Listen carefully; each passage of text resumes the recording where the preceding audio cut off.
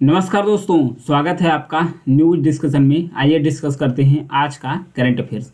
कच्ची खरेक के बारे में दिया है। यह गुजरात का जो कच्छ डिस्ट्रिक्ट है वहां पर पाया जाता है। गुजरात का खजूर का एक स्वदेशी किस्म है जिसे हाल ही में भारत का जो पेटेंट डिजाइन और ट्रेडमार्क महानियंत्रक है उसके द्वारा भौगोलिक संकेत यानी कि जीआई टैग दिया गया है। भौगोलिक संकेत यानी ज्योग्राफिकल इंडिकेशन जीआई टैग दिया गया है। इसी के साथ गुजरात में फल को दूसरा जीआई टैग मिल गया है। पहले 2011 में गुजरात में जो गिर केसर आम था उसे जीआई टैग दिया गया था। अभी गुजरात का दूसरा फल बन गया है जिसका नाम है कच्ची खरेक है। यह स्वदेशी किस्म का खजूर है, याद रखिएगा। आगे बढ़ेंगे।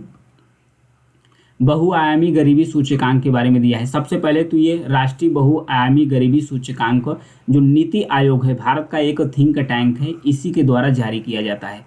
हाल ही में इसके पत्र आंकड़ों में दिया गया है कि लगभग 24 करोड़ से अधिक जो भारतीय हैं वो बहुआयामी गरीबी से बाहर निकल पाए हैं। 2013-14 से आंकड़ा जारी किया गया है, अब तक का आंकड़ा जारी किया गया है, यानी कि 2022-23 तक का आंकड़ा जारी किया गया है। तो 2013-14 में कितनी थी बहुआयामी गरीबी? तो 2013-14 में बहुआयामी गरीबी थी 29.17% तक थी। तो धीरे धीरे ये कम होते होते 2022-23 का सिचुएशन क्या है? 2022-23 में बन गया है 11.28% तक हो गया है, यानी कि इसमें कमी आई है। इसके क्या रीजन रहे हैं इसके बारे में जानेंगे।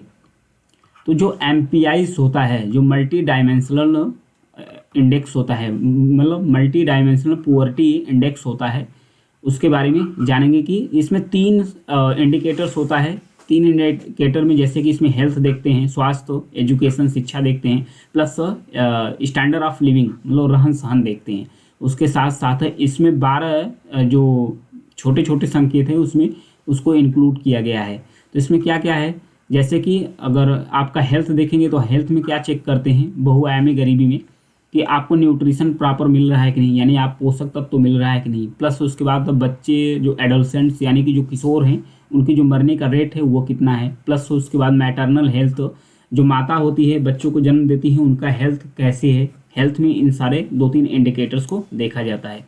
वहीं अगर एजुकेशन में बात किया जाए तो देखता है ईयर ऑफ स्कूलिंग, आप कितने साल तक स्कूल जा रहे हैं।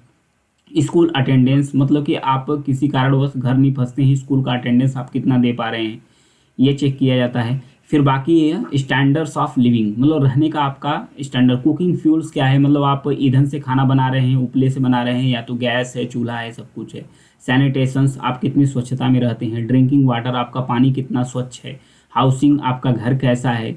फिर इलेक्ट्रिसिटी, आपको विद्युत यानी कि इलेक्ट्रिसिटी बिजली की सुविधा है कि नहीं है। प्लस एसेट्स, आपके पास संपत्ति है कि नहीं है। प्लस बैंक अकाउंट देखा जाता है कि आपका बैंक में खाता है कि नहीं है। इन सब सारे इंडिकेटर्स को इंक्लूड करके जारी किया जाता है नीति आयोग के द्वारा। राष्ट्रीय बहुआयामी गरीबी सूचकांक जारी किया जाता है। और भी अगर इसके बारे में कुछ जानना चाहें तो इसमें कुछ 3 आयाम है, 3 डायमेंशन को कवर किया गया है, जैसे हेल्थ हो गया, फिर एजुकेशन हो गया, लिविंग स्टैंडर्ड्स हो गया, और उसके बाद 12 इंडिकेटर्स से यानी कि संकेत थे जो मैंने बताया था।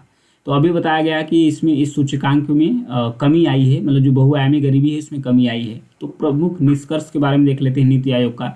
जैसे इसमें बताया गया है कि गरीबी के कुल जो अनुपात है उसमें भारी गिरावट आई है।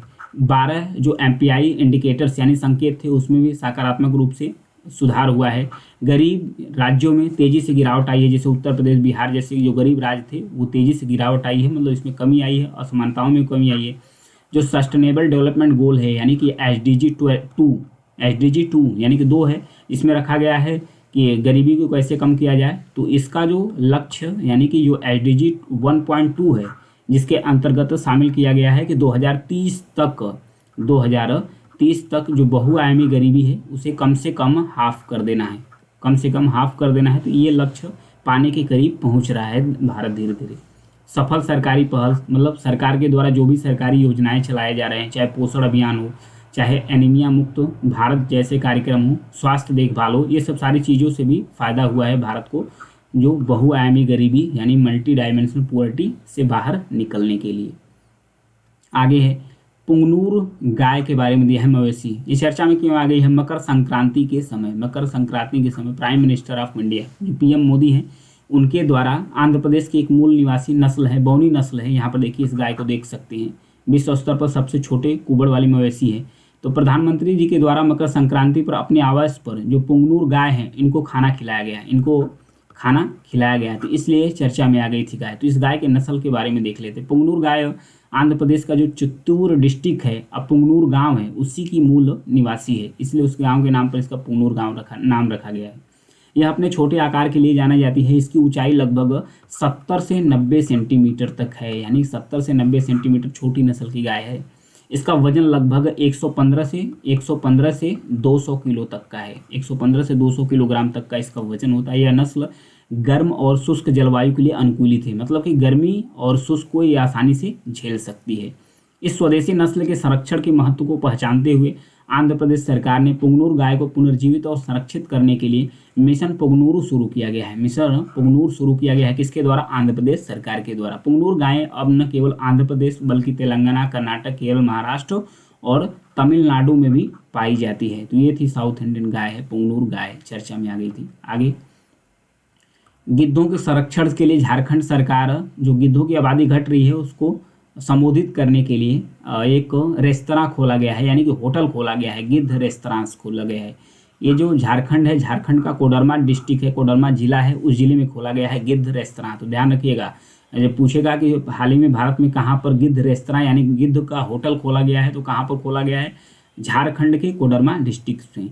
इसमें होगा क्या, इसका उद्देश्य क्या है? जैसे कि गिद्ध क्या करते हैं, जो मरे हुए पशु होते हैं उनकी मांस को खाते हैं। तो जो पशुओं को दर्द निवारक एक दवा होती है जिसका नाम है डाइक्लोफिनाक। डाइक्लोफिनाक का एक दर्द निवारक दवा है। इस दवा को पशुओं को दिया जाता है जब उन्हें पीड़ा या दर्द होता है। तो जब पशु मर जाती है तो गिद्ध उनको जब खाते हैं तो वो जो दवा आती है पशुओं के माध्यम से गिद्ध के अंदर एंटर कर जाती है। इससे गिद्धों की जो होती है मृत्यु हो जाती है, इनकी डेथ हो जाती है। इसलिए गिद्धों के संरक्षण के लिए, क्योंकि इसे प्राकृतिक का सफाई कर्मचारी भी बोला जाता है गिद्धों को, क्योंकि ये सड़ी गली जो मांस होते हैं, पशु होते हैं, उसे खा खा कर साफ करते हैं। इसलिए गिद्धों को संरक्षण के लिए एक रेस्तरां बनाया गया है कि पहले जो मरे हुए पशु हैं उसको पहले लिया जाएगा, चेक किया जाएगा कहीं उनको इनके अंदर डाइक्लोफिनाक का असर तो नहीं है, तब उस पशुओं को परोसा जाएगा, उन्हें काट काट कर दिया जाएगा गिद्धों को खाने के लिए, ताकि गिद्धों का संरक्षण किया जा सके। ये दो गिद्धों के संरक्षण के लिए झारखंड में खोला गया है रेस्तरां। आइए गिद्ध के बारे में देख लेते हैं। भारत में बड़े मांस खाने वाले पक्षियों की 22 प्रजातियों हैं गिद्धों की। ये उष्णकटिबंधीय और उपोष्णकटिबंधीय जलवायु में रहते हैं। इसे प्रकृति का कचरा संग्रहकर्ता के रूप में भी जाना जाता है। ये पर्यावरण को कचरे मुक्त रखने में मदद करते हैं। भारत गिद्धों की 9 प्रजातियों का घर है, जिसमें ओरिएंटल वाइट ब्लैक गिद्ध है, स्लैंडर बिल्ड है, हिमालयन है, दाढ़ी वाले, लंबी चोंच वाले, पतली चोंच वाले, ओरिएंटल, सफ़ेद पीठ वाले जानवरों को, ये सब सारे ये उसके प्रतीक है।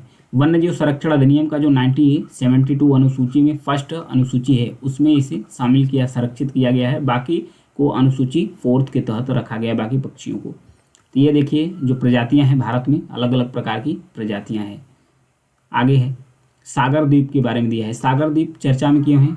इससे पहले तो चर्चा में है गंगा सागर मेला। कुंभ के बाद दूसरा मानव यानी कि मनुष्यों का जमावड़ा यानी कि मनुष्य समागम वाला मेला है गंगा सागर मेला।